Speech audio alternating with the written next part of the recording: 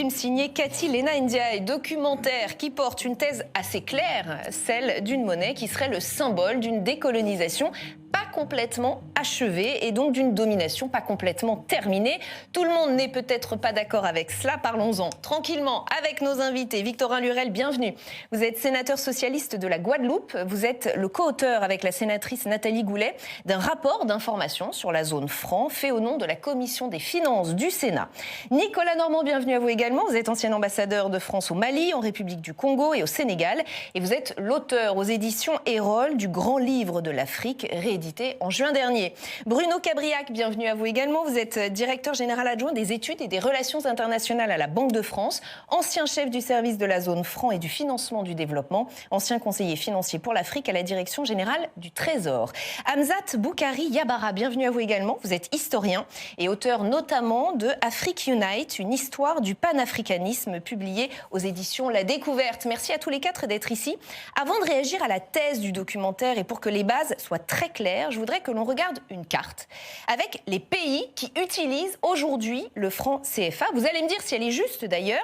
Une quinzaine de pays au total, allant du Sénégal à la République du Congo, en passant par la Côte d'Ivoire, le Bénin, le Cameroun, le Gabon, sans oublier, car on l'oublie parfois, les Comores, des États qui sont soit membres de l'Union économique et monétaire ouest-africaine, soit de la communauté économique et monétaire de l'Afrique centrale. Est-ce que c'est bien ça, Bruno Cabriac? Est-ce que, je ne dis pas d'erreur, est-ce qu'on peut faire une petite minute de pédagogie pour que tout soit clair pour nos téléspectateurs? Eh bien, c'est vrai que ces pays utilisent des monnaies qui sont reliées à la France par une convention monétaire, mais ce ne sont pas des pays qui utilisent le franc CFA, ce sont des pays qui utilisent les francs CFA et le franc comorien. Et là, on voit bien une ambiguïté, puisqu'on parle aujourd'hui du franc CFA. En réalité, ce n'est pas le franc CFA, il y a deux francs CFA qui sont deux monnaies, deux zones différentes, qui sont gérées par des institutions différentes. D'un côté, la BEAC et la commission de la CEMAC, de l'autre côté, la BCEAO et la commission de l'UMOA, et qui n'ont, si je puis dire, rien à voir ensemble, puisque ce sont deux monnaies qui ne sont qu'imparfaitement convertibles ensemble, et qui s'appellent franc CFA et qui sont fabriqués en France ou pas? L'ambiguïté, c'est que c'est le même acronyme, mais ce n'est pas le même nom, ça n'est pas la même, ce n'est pas du tout la même signification, et ça n'est pas non plus la même monnaie. Et fabriqués en France, vous ne pourrez pas échanger. Ces billets sont fabriqués en France par la Banque de France. Mais ça n'a rien à voir avec la convention monétaire entre la France et ses États. Pourquoi ? Parce qu'il y a énormément de pays qui font fabriquer leur monnaie à l'étranger. Il faut bien faire la distinction entre émettre une monnaie, c'est-à-dire vendre un bout de papier au nom de la confiance avec une valeur monétaire, avec une valeur d'échange, et fabriquer ce papier. Donc la Banque de France est juste un fournisseur. Et beaucoup de pays en Afrique, par exemple, utilisent d'autres fournisseurs étrangers comme Delarue, qui est un pas d'intention politique derrière la fabrication de cette monnaie. Il n'y a pas d'intention politique, il y a une vieille relation commerciale, mais c'est une pure relation commerciale qui, à tout moment, peut changer. Hamzat Boukari Yabara, on voit dans ce film qu'elle est très contestée, cette monnaie. C'est ce qu'on ressent quand on regarde ce documentaire. Est-ce que c'est la réalité ou est-ce que le documentaire a fait un zoom sur une contestation qui, finalement, serait assez minoritaire? Ou est-ce qu'elle est réelle? Alors, je pense que la contestation est réelle, c'est-à-dire qu'il y a deux niveaux. Il y a la contestation liée à la question coloniale et il y a la contestation liée à la question clientèle. Et lorsqu'on voit des économistes qui se prononcent sur la question du franc CFA, c'est parce qu'ils estiment qu'il est important de faire évoluer la politique monétaire des États africains, de donner aux pays africains qui utilisent cette monnaie davantage de liberté d'action dans un contexte continental où la totalité des autres pays qui ont leur indépendance ont une monnaie nationale. Donc il y a, je dirais, un débat sur la question de la souveraineté monétaire, du rapport également à la question des banques, qui sont celles qui détiennent réellement la souveraineté, et de l'autre côté, le fait que le franc CFA est assimilé à une monnaie effectivement liée à l'histoire de la colonisation. C'est une monnaie coloniale née pendant la colonisation, qui a été validée dans le contexte des accords de coopération monétaire au moment des indépendances, et sur laquelle on attend que les chefs d'État se prononcent de manière plus claire en termes de rupture. D'une part parce que cette monnaie est assimilée à une monnaie liée aux élites, et que les peuples estiment qu'ils ne voient pas les retombées de cette soi-disant bonne santé économique et monétaire dans leur quotidien. Donc du coup, les contestations populaires sont totalement fondées, elles sont légitimes et elles s'inscrivent aussi dans une évolution de la sociologie africaine. Les populations africaines de 2023 ne sont pas celles de 1960 ni celles de 1994. Elles réclament davantage, je dirais, de marge d'action quant à, je dirais, leur prise en main de leur destin économique. Et donc, à mon sens, les contestations du franc CFA sont fondées à la fois sur la dimension coloniale et en même temps sur la dimension clientèle qui peut être effectivement de chercher d'autres partenaires, y compris pour l'impression des billets, qui peuvent proposer d'autres conditions plus ou moins avantageuses. Et il semble assez insupportable ces francs CFA aux yeux des Africains quand on regarde ce documentaire, Nicolas Normand.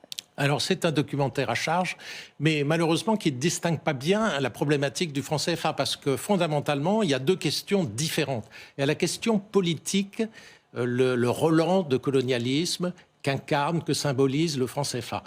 Pour cette raison, personnellement, je pense que le franc CFA est une erreur pour la France d'avoir perpétué un système qui est une boîte à fantasmes, d'une certaine manière, parce qu'elle alimente l'idée que la France dominerait l'économie des pays de cette zone à travers la monnaie. Mais c'est ignorer le rôle de la monnaie, j'y reviendrai après. En tout cas, pour cette simple raison psychologique, politique, il vaut mieux couper les amarres et ne pas conserver cette monnaie pour lever ces ambiguïtés. C'est important. Maintenant, sur un plan économique, il se trouve que la zone de franc CFA, les 14 pays concernés, dont d'ailleurs 2 ne sont pas des anciennes colonies françaises, et plusieurs anciennes colonies françaises ne sont pas non plus dans la zone CFA, parce que chaque pays est libre de sortir à tout moment. C'est important de le préciser. De la zone CFA. Ils sont libres de Ils sont quitter absolument le franc libres CFA et de l'intégrer. Voilà, par exemple, le Mali l'a quitté dans les années 60 et revenu dans les années 80. Ils sont absolument libres de le faire. Madagascar a quitté. La Guinée n'est pas dans la zone franc. La Mauritanie n'est pas dans la zone franc. Et une ancienne colonie espagnole, la Guinée équatoriale, est dans la zone franc. Une ancienne colonie portugaise a demandé à aller dans la zone franc, la Guinée-Bissau. Maintenant, sur le plan économique, il se trouve que ces pays qui sont dans la zone franc ont en moyenne une meilleure croissance économique que les pays qui sont hors zone franc. Alors pourquoi ? En fait, la monnaie n'est pas déterminante dans la croissance économique, parce que la croissance économique, elle ne dépend pas seulement de la politique monétaire. Il faut qu'une monnaie soit stable. Donc c'est une condition nécessaire, mais pas suffisante. Le franc CFA est une monnaie stable. Il se trouve, donc par ça exemple, garantit une certaine stabilité pour les pays qui l'utilisent. Il n'y a pas d'inflation. Ça remplit les 3 rôles d'une monnaie, n'est-ce pas, qui est de compter, de payer et de garder des réserves pour l'avenir, des réserves en valeur. Ça marche avec le franc CFA. Maintenant, le développement économique, ça dépend en fait du cadre juridique, ça dépend d'une politique réglementaire, des institutions, et ça dépend d'une politique budgétaire. Tout ceci n'a rien à voir avec la politique monétaire. La politique monétaire, c'est garder une monnaie stable, essentiellement. J'entends bien. Voilà. Mais je vais vous donner la parole, Victorin Lurel, parce que dans le film, on entend des experts parler d'une monnaie dont l'existence même montre que le processus de décolonisation n'est pas complètement terminé. Je voudrais qu'on écoute cet extrait de cet écrivain et économiste sénégalais et je vous fais réagir juste après. La monnaie a une histoire et elle dit un lien avec la France, avec l'ex-puissance coloniale qui n'a pas été rompue. C'est-à-dire que le vestige que c'est, la trace que c'est, le signe que c'est, dit l'histoire d'une décolonisation qui n'est pas achevée. Victorin Lurel, est-ce que ces francs CFA, puisqu'il faut parler de plusieurs francs CFA, sont le symbole d'une décolonisation pas complètement achevée ? On ne peut pas récuser tout à fait ce qu'il dit, puisque le politique et les émotions ont pris le pas sur l'économique et le monétaire, ce que vous disiez. Aujourd'hui, la France a perdu le combat politique et idéologique, parce qu'il y a une difficulté depuis les années 60. D'ailleurs, le franc CFA a été créé officiellement en 1939, le 1er et 6 septembre 1939, pour éviter les conséquences de la guerre, la fuite des capitaux, etc. C'est après, en 1945, officiellement, on crée ça. Depuis lors et depuis les années 80-90, il y a une forte contestation, surtout auprès de la jeunesse, qui n'est pas forcément majoritaire, parce que les élites n'ont pas bougé, les gouvernements n'ont pas bougé. D'accord, mais on entend plein d'économistes dans ce documentaire qui, on peut dire, font partie de l'élite et contestent. Oui, souvent militants. Et il n'y a pas vraiment d'études d'économie appliquées pour vérifier et ce qu'ils disent. Très souvent, on a des déclarations et des affirmations qui ne sont pas vérifiées. Celui qui vous parle, moi j'étais contre. Je parlais de France-Afrique, de dire que c'est du colonialisme, etc. Je le pense toujours, il y a ce relent-là, cette récurrence-là qui est là, et c'est vrai qu'il faut évoluer. Lorsqu'on a fait le rapport, on a écouté, on a regardé les ratios économiques, on a regardé l'économie comparative, c'est beaucoup plus nuancé que ça. Pourquoi ? Parce que on fait porter à la monnaie ce que vous avez dit, tout. Or, il y a au moins 98 indicateurs de développement économique faits par le Forum économique mondial, repris par le FMI et la Banque mondiale. On ne fait porter qu'à la seule monnaie, à la politique économique et à la politique monétaire, tout le reste. Comme un symbole, par exemple, comme cristallisé autour de ça. C'est vrai qu'il faut rompre un certain nombre de choses, on aura l'occasion d'y revenir, mais c'est vrai, lorsque vous donnez une parité fixe, ça a des avantages, ça a des inconvénients. Attaché à l'euro, donc ancré à l'euro, on peut comprendre. Lorsqu'il y a une garantie de convertibilité inconditionnelle, il faut une contrepartie. C'était les réserves, la centralisation des réserves à la Banque de France. Lorsque vous avez une garantie de change, on n'évoque pas ça souvent. Si l'euro s'apprécie ou se déprécie, il y a une compensation qui se fait. Bon, oui, vous avez la difficulté, même si c'est technique, de l'incompatibilité de trois objectifs. Avoir la stabilité macroéconomique, la stabilité des prix, faire dans le développement économique et assurer la liberté de transaction. Sans et ignorer de le côté symbolique. C'est incompatible, ces trois objectifs-là. Il faut éliminer au moins un pour atteindre les deux autres. Et ce que l'Afrique de l'Ouest a fait, ce que l'Afrique centrale a fait, et aussi les Comores, même si la parité est différente, c'est de dire qu'on va prioriser un objectif premier. Il y a des objectifs seconds. C'est de dire c'est la stabilité des prix et que ça devrait profiter aux populations. Puisqu'on est en train de parler des avantages et des inconvénients de ces francs CFA, Hamzat Boukari Yabara, j'ai trouvé cette phrase d'un économiste récemment interrogé dans un quotidien malien, Mali 24. Il s'appelle Modibo Mao Makalou. Et il nous dit le franc CFA comporte des avantages comme des inconvénients. Si vous voyez la crise mondiale que nous venons de vivre, en parlant de celle que nous vivons en ce moment, les pays du franc CFA sont les pays qui ont connu la plus faible inflation et ont moins connu la crise économique que tous les autres États en Afrique. D'abord, est-ce que c'est vrai? Est-ce que c'est faux? Est-ce que c'est pas un argument qui vient aussi contrebalancer cette colère contre ce franc CFA très symbolique de la colonisation? Bien sûr. Je pense que limiter la question du franc CFA à la stabilité ou la maîtrise de l'inflation nous fait peut-être passer à côté de choses peut-être plus essentielles. Je pense que l'inflation n'est pas forcément le signe d'une bonne santé économique. Il y a des pays qui ont des taux d'inflation plus élevés mais qui se développent, qui ont une croissance. Je pense que l'un des éléments comme le Ghana, effectivement, donc l'un des éléments qui est réellement souligné dans la question du franc CFA, c'est l'abolition de ce système-là pour permettre aux Africains de poser toutes les cartes sur la table et de décider de la ligne politique, économique et monétaire qu'ils souhaitent suivre.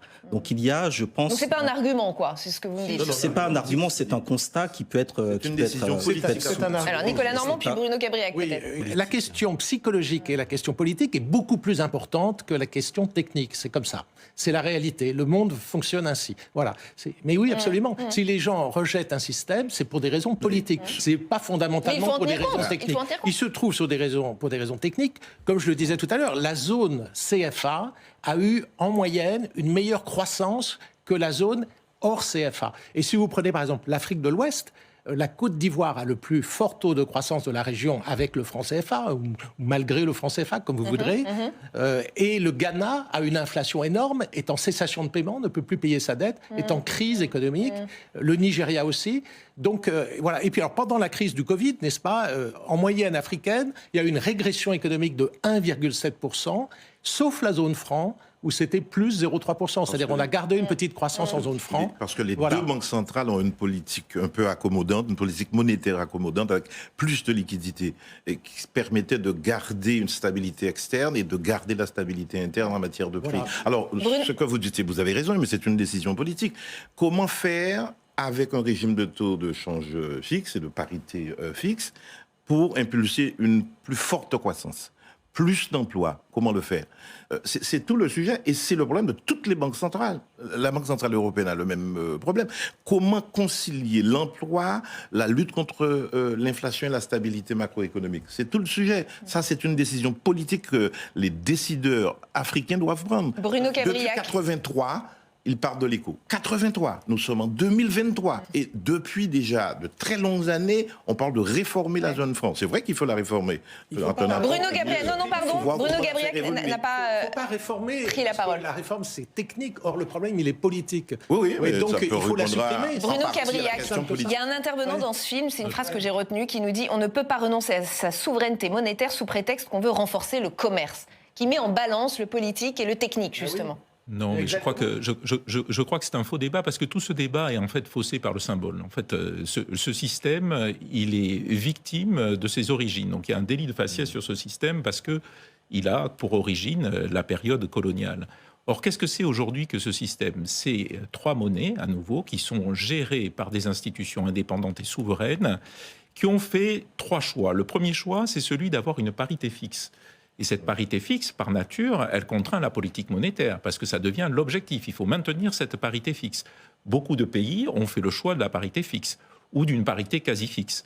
Plus de la moitié des pays africains, en dehors de la zone franc, ont fait le choix d'avoir une parité fixe. Donc, ce choix, c'est le vrai débat. Est-ce qu'il faut maintenir une fixité? Est-ce que d'abord l'encre est la bonne? Est-ce que c'est l'euro? Est-ce qu'il faut un panier de monnaie? Est-ce qu'il faut le dollar? Et je dirais que depuis le passage à l'euro, cette encre a plus de crédibilité parce que c'est quand même une zone plus large et qui est le premier partenaire commercial de la plupart de ces pays. Donc ça, c'est le premier choix. Le deuxième choix qu'ont fait ces pays, c'est, en tout cas en Afrique de l'Ouest et en Afrique centrale, de vivre dans une union monétaire, qui là aussi est hérité de la période coloniale. Mais il ne faut pas, et je crois que dans le documentaire, Lionel Zinsou l'explique très bien, il ne faut pas jeter ça aussi au nom d'un délit de faciès et au nom de l'origine de la zone. L'union monétaire, c'est un choix. Et la conjonction des deux, je termine là-dessus, c'est quand même le grand avantage de ce système. C'est que quand vous vous trouvez dans un pays qui est en crise profonde et longue et durable, comme le cas de la Centrafrique, comme le cas du Mali, eh bien la monnaie est préservée. Imaginez le contrefactuel aujourd'hui si le Mali avait sa propre monnaie ou si la Centrafrique avait sa propre monnaie. Et ils ne vivaient pas dans une union monétaire avec une monnaie garantie. Il n'empêche que ce franc CFA, en tout cas une histoire trop lourde et pose trop de questions pour être conservé. Il a été question plusieurs fois de l'enterrer, le film le rappelle, et notamment en décembre 2019, lorsque les présidents ivoiriens et français, Alassane Ouattara et Emmanuel Macron, annoncent la fin du franc CFA et l'arrivée d'une autre monnaie, l'éco. On aurait pu alors se dire, ça y est, le problème est réglé, mais non, pas d'après le sociologue et économiste camerounais Martial Zebelinga dans le film. Écoutez. On n'a pas résolu un problème, on en a créé un nouveau, puisqu'on a déjà un éco qui existe, qui a été accepté par 15 pays africains, et puis là, on en a un autre qui est décidé, ou en tout cas officialisé, par le président français et le président ivoirien, et qui porte le même nom, sur un périmètre relativement proche, donc 8 États, mais qui n'a pas le même concept derrière. Alors là, pardonnez-moi, on a besoin d'explications. L'éco existait déjà. Non, il existait en théorie, c'est-à-dire on s'était mis d'accord dans une conférence pour le créer dans le futur. Voilà. Mais il n'existait pas en pratique. Alors pourquoi ça pose un problème? Ça pose un problème parce que cette personne a tout à fait raison dans le film. Il y a un problème de méthode, n'est-ce pas? On a vu le président français et le président ivoirien, tous les deux, définir ce qu'il fallait faire. Or, ça concerne 14... Macron qui dit « j'ai décidé ». J'ai décidé, voilà. C'était une erreur romaine. Voilà, ça concerne 14 pays. Donc, s'il fallait... Oui, que le symbole et la politique ne sont jamais bien loin, quand même. Non, mais le symbole, et je vous l'ai dit, plus important à la limite que la technique, parce que la technique, c'est une compétence qui devrait être laissée aux pays africains. Donc, l'essentiel, c'est quand même le symbole, que les pays africains décident eux-mêmes et que ce ne soit pas l'ancienne puissance coloniale qui interfère dans cette question. Alors là, on voit le président français et le président ivoirien ensemble qui annoncent des réformes, des décisions importantes. En préemptant la future réforme de l'éco. En préemptant la future réforme. Il aurait fallu de toute évidence une autre méthode. Il fallait réunir les 14 chefs d'État ensemble et qui discutent des différentes options possibles. Et en plus, il fallait éviter de prendre le nom éco parce que ça avait l'air de parasiter un projet qui existait en dehors de la zone franc. Et donc, ça préempte et ça court-circuite la réflexion. Les réticences du Nigeria. Voilà, le Nigeria, le Ghana, qui étaient impliqués dans cette discussion sur l'éco, C'est bien que vous décryptiez avec nous ce moment du documentaire parce que c'était pas clair. Il fallait prendre un autre nom, simplement. Alors peut-être Hamzat Boukari, pareil. L'un des problèmes, je pense, c'est le déni de démocratie qui est régulièrement soulevé sur une question qui s'est quand même imposée dans le débat public, sur laquelle on souhaitait que les parlements nationaux africains soient consultés, qu'il y ait de vrais débats pour poser justement les choses clairement sur la table et qu'il y ait aussi des campagnes de pédagogie sur la question du franc CFA. Ça n'a pas été le cas. Lors du discours de Ouagadougou en 2017, Emmanuel Macron a expliqué que c'est le problème des chefs d'État africains. Ouais. 2 ans plus tard, il doit lui-même se déplacer à Abidjan pour annoncer la fin du franc CFA. Donc on voit bien que sans la France, rien ne peut bouger. Et c'est d'autant plus problématique. Pourquoi, d'après vous, juste d'un mot, quelle interprétation vous en faites? Est-ce que c'est parce qu'il est face à des chefs d'État africains peut-être pas d'accord entre eux? Est-ce qu'il y a une responsabilité du côté des dirigeants africains ou pas? Non, parce que d'une part, il le fait avec Alassane Ouattara, qui était quand même le plus grand défenseur du franc CFA et qui explique que rien ne va changer avec l'éco en termes de parité. Il le fait également dans le cadre d'une opération de communication où il grille la politesse effectivement aux autorités africaines. Et il le fait également, je dirais, d'une certaine manière assez problématique dans le sens où il s'immixe dans un autre débat qui est celui de l'éco de la CEDEAO. Et donc lorsqu'on demande à la France de se retirer du franc CFA ou d'abolir le franc CFA, elle transforme ce franc CFA sur un projet qui empiète sur un autre projet ouest-africain. Donc elle s'ingère davantage, déjà, ce qu'il nous dit dans elle s'ingère davantage dans le débat et c'est en ça que cette approche est fondamentalement coloniale puisqu'elle consiste effectivement à larguer les amarres mais à garder un filet qui permet de récupérer tout ce qu'on a laissé de côté. Et par ailleurs, dans la suite des conventions qui vont être signées, on a un maintien finalement de la plupart des éléments puisque bon, ce n'est pas demain qu'on aura visiblement l'écho. Donc un changement cosmétique, Bruno Cabriac. Absolument. Alors, c'est sans doute maladroit parce que je vois autour de la table que ça a été... Ça fait l'unanimité. Voilà, ça a été très mal ressenti. Or, premièrement, il s'agit d'un accord avec les pays d'Afrique de l'Ouest. Et donc, ça marque bien ce que je disais tout à l'heure, c'est 2 monnaies indépendantes. Ce n'est pas la fin du franc CFA. C'est une réforme du franc CFA d'Afrique commune entre l'Afrique centrale et l'Afrique de l'Ouest, ce qui est un peu curieux d'ailleurs. Attendez, on ne comprend plus rien. C'est-à-dire Donc quand le président Macron vient annoncer cela avec Alassane Ouattara... Il annonce la fin du franc CFA. Mais du franc CFA d'Afrique de l'Ouest. C'est très important de le comprendre. Mais il le fait à nouveau parce qu'il y a 2 monnaies. Deuxièmement, c'est l'aboutissement de négociations qui ont été menées sur la base de la réaffirmation des choix qui avaient été faits par les pays de l'UEMOA. Premièrement, le choix d'un change fixe. Deuxièmement, le choix d'une garantie française pour appuyer ce change fixe. Et troisièmement, le choix de rester dans une union monétaire que peut-être d'autres pays vont rejoindre. Et pourquoi le projet ECO a du mal à se matérialiser? Eh bien parce que les 2 choix importants que j'avais signalés tout à l'heure, c'est-à-dire le choix d'être dans une union monétaire avec le Nigeria, avec le Ghana, etc., c'est pas un choix si facile que ça et que finalement il y a des réticences de tous les côtés. Pas seulement des anciens pays de l'UEMOA, mais du Nigeria qui l'a dit lui-même. Et puis il y a des réticences de cette union monétaire à faire l'autre choix, avoir une parité fixe vis-à-vis de dollars ou de l'euro, d'une encre en tout cas, ou avoir un modèle de taux de change flexible. Et là, on a bien vu que le président Ouattara, lui, était en faveur du taux de change fixe parce que c'était le système dans lequel vivent déjà les pays de l'UEMOA. Il l'a déclaré à plusieurs reprises et il a dit que l'éco, le grand éco, si je puis dire, devait effectivement être un système à change fixe. On est d'accord qu'il n'existe pas. Non, pour l'instant, il n'existe pas l'éco. Il n'existe pas parce que ces pays n'ont pas encore accepter les conditions de ce choix, d'être en union monétaire. On était en décembre 2019 au moment de cette annonce, et il n'existe pas. Une des conditions posées par le Nigeria, c'est quand même le retrait définitif de la France du système de l'éco-CFA, y compris la question de l'impression des billets en Afrique. Mais pourquoi Il n'y a que 9 pays en Afrique qui impriment leurs billets. Oui, mais c'est quand même 9 pays qui... C'est commercial, comme il l'a dit. C'est commercial, c'est pas monétaire. Ils peuvent changer Exactement. Le Nigeria le demande, en tout cas. Victorin Lurel, j'ai quand même cette question, et je vais la répéter. Y a-t-il une responsabilité du côté des dirigeants africains qui ne sont pas d'accord entre eux, qui compliquent la sortie du franc CFA ou pas? Je vous dis oui, s'ils veulent changer, rien ne les oblige à rester dans l'union monétaire où ils peuvent changer. Pourquoi ne changent-ils pas? Parce qu'il y a des avantages, parce qu'il y a de la stabilité, parce que maintenant on a... Des avantages pour qui? Plus ou moins, je ne sais pas si c'est entré en vigueur, parce que la France a accepté de changer, même si on me dit que c'est à la marge, certains disent cosmétique, il n'y a plus la centralisation des réserves, il y a toujours une rémunération des réserves qui est octroyée, mais maintenant il n'y en aura plus, donc il n'y aura plus de réserves du tout. Rien n'oblige les dirigeants africains à rester dans une union qui serait... Alors ils le font contre leur population. Parce que moi, ce que j'entends, ce que je vois et ce qu'on a pu entendre, on voit beaucoup de contestations, notamment d'une certaine jeunesse, de militants, qui disent c'est identitaire, c'est de la souveraineté et c'est une géopolitique des émotions. Et donc, c'est vrai, vous avez raison, le politique, l'idéologique, l'identitaire a pris le pas sur le technique, sur le monétaire et sur l'économie. Moi, je vous parle des dirigeants africains. Mais les dirigeants africains, eux, sont conscients que dans les fluctuations monétaires, dans demain matin, moi, je proposais un régime de change semi-flexible, adosser un panier de monnaie ou peut-être au DTS. Ça, c'est à voir, mais c'est pas nous qui décidons ça. On a dit voilà une recommandation prudente. C'est aux dirigeants africains de le faire. C'est pas la France qui empêche. Ils peuvent entrer et sortir.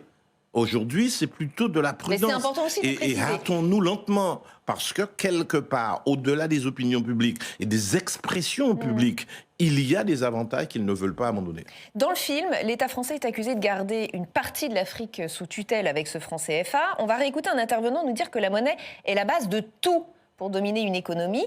Mais on se demandera ensuite si d'autres pays ne sont pas en train de se servir de l'Afrique sans passer par la monnaie. Je pense à la façon dont la Chine est en train de s'implanter économiquement, ou même à la Russie, qui devient un partenaire économique prioritaire pour le Burkina Faso. On en a entendu parler ces derniers jours. Avant d'en parler avec vous, on va écouter la définition de l'entreprise coloniale par cet économiste et essayiste sénégalais dans le film. On ne peut pas comprendre l'entreprise coloniale en évacuant la dimension monétaire, parce qu'elle est capitale.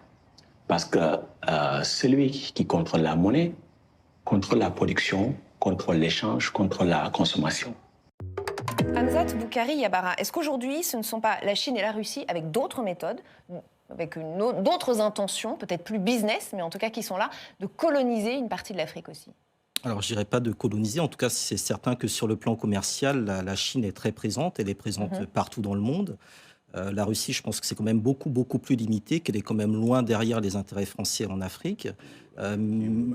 La Turquie, oui, le Maroc ou d'autres acteurs. Il y a aussi l'apparition de banques et de groupements panafricains. C'est-à-dire qu'aujourd'hui, on a d'autres alternatives qui s'offrent, qui sont peut-être plus avantageuses que les avantages qu'on aurait avec la France et qui, justement, nécessitent d'avoir ce débat-là.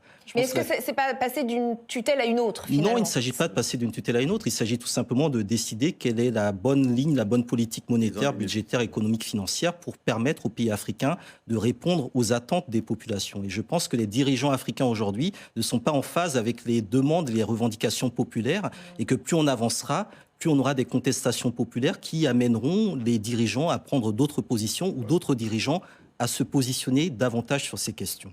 Nicolas Normand, certains pays d'Afrique souhaitent un arrimage du CFA, je l'ai lu dans des articles, au yuan ou au rouble. Comment faut-il voir cette implantation économique rampante, tranquille, de la Chine et de la Russie sur ces États africains qui sont très liés à la France, on vient de le voir? Le rouble, c'est peut-être pas une très bonne idée parce que la Russie a le poids de l'Espagne à peu près sur le plan économique, n'est-ce pas? C'est un nain économique quand même. Et si c'est le choix des populations, des États concernés? Ils peuvent choisir ce qu'ils veulent, oui, mais ils sont tout à fait libres. Écoutez, par définition... Mais la France y perdrait quelque chose? Non, la France n'y perdrait rien de mon point de vue. Enfin, c'est plus simple pour les pays européens de la zone euro de faire du commerce dans la devise euro, c'est sûr.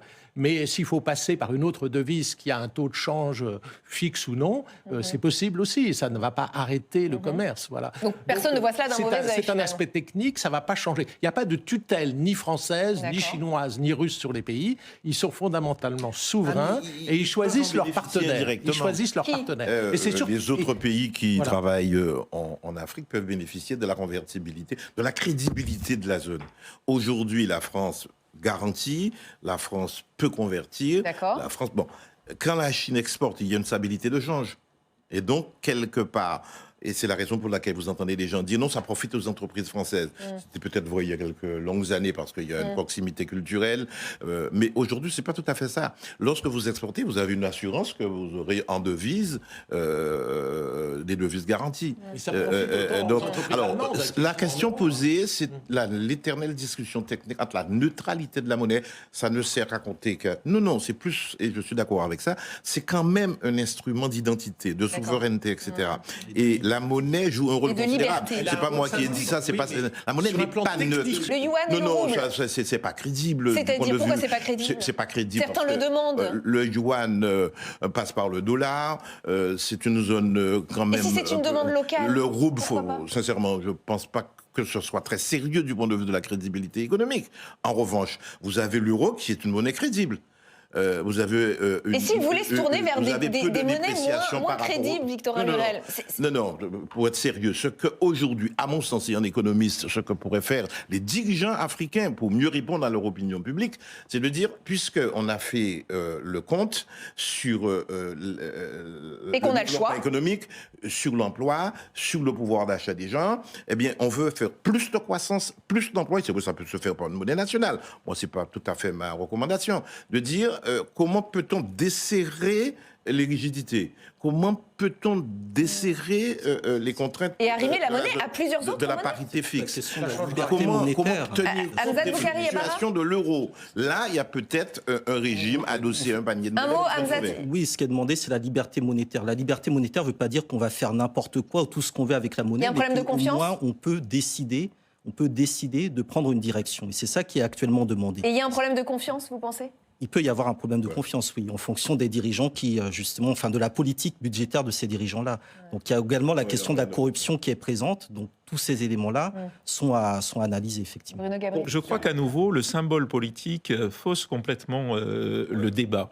Parce que ce qui est important dans une monnaie, c'est la confiance qu'elle inspire aux gens qui s'en servent, mais aussi aux gens de l'extérieur. Donc c'est ça le phénomène important. Il n'y a pas la notion de souveraineté monétaire. Par exemple, nous, en France, nous avons abandonné notre souveraineté monétaire pour rentrer dans une union monétaire qui a une crédibilité et qui a une crédibilité forte parce que justement, les politiques ont abandonné leur souveraineté au profit d'une institution indépendante qui a un mandat. Mais il y a eu des votes. Pardonnez-moi, Pardonnez-moi, il y a eu des votes. Donc regardez Mais les la populations souveraineté. l'ont choisi. Pardonnez-moi, il y a eu des votes. Non, Ça a non, été- non, mais ce c'est- sont des choix démocratiques. Non, mais que ça soit un choix démocratique, c'est tout à fait important. Mais par contre, ce qui est important, c'est de regarder l'efficacité. Or, l'efficacité, elle est liée à quoi? Elle est liée dans la confiance. Parce que la monnaie, à la base de la monnaie, c'est la confiance. Parce que sinon, vous ne prendriez pas un bout de papier qui vaut l'équivalent d'une tête de bétail ou de 2 têtes de bétail. Oui. C'est ça qui est important. Et donc, c'est ça qu'il faut créer. Et donc, que tout ce débat soit... mais la souveraineté monétaire, elle existe déjà. Les gouvernements en place sont libres de quitter, Et donc de se tourner vers les économies russes et chinoises. Pourquoi pas? Mais tout De se tourner vers les économies russes et chinoises. Mais à condition que ça crée à condition que ça crée de la confiance. Et ce qui est important, c'est que aussi, et c'est une dernière chose que je voulais dire, l'union monétaire donne, c'est vrai en zone euro, c'est vrai dans les pays de l'UMOA et dans la CEMAC, plus d'indépendance aux banques centrales. Et donner plus d'indépendance aux banques centrales, c'est donner plus de confiance dans la monnaie, parce que, évidemment, les politiques sont toujours tentés, et c'est ça le danger de la souveraineté monétaire, les politiques sont toujours tentés de manipuler la monnaie. Mais l'essentiel n'est pas ce discours technique qui est absolument vrai. C'est important qu'une monnaie fonctionne. Sinon, il y a des conséquences très néfastes sur l'économie. Mais ce qui est important aussi, c'est la perception populaire, n'est-ce pas? Il y a un traumatisme dû à la colonisation qu'il faut pleinement prendre en compte. Or, le système franc CFA ne prend pas en compte le traumatisme colonial. Et en un mot, ça, c'est pour un conclure. péché. Je pense pas que c'est le péché originel. C'est une faute grave à laquelle il faut remédier en se dégageant de ce système. Alors, on s'est dégagé un peu sur le plan technique, puisque les réserves ne sont plus stockées à la Banque de France, mais personne n'a communiqué là-dessus. Pardon, il nous reste Personne n'a vraiment communiqué quelques secondes. là-dessus. On a Hamza Boukari retiré les Yabara pour administrateurs conclure. français, mais personne ne le sait.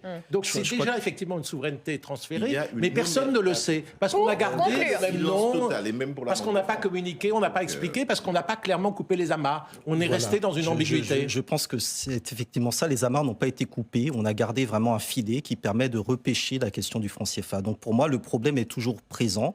Il y a une dimension coloniale dans cette monnaie. Il y a un travail à faire pour permettre aux Africains et pour laisser les Africains accéder à leur souveraineté monétaire.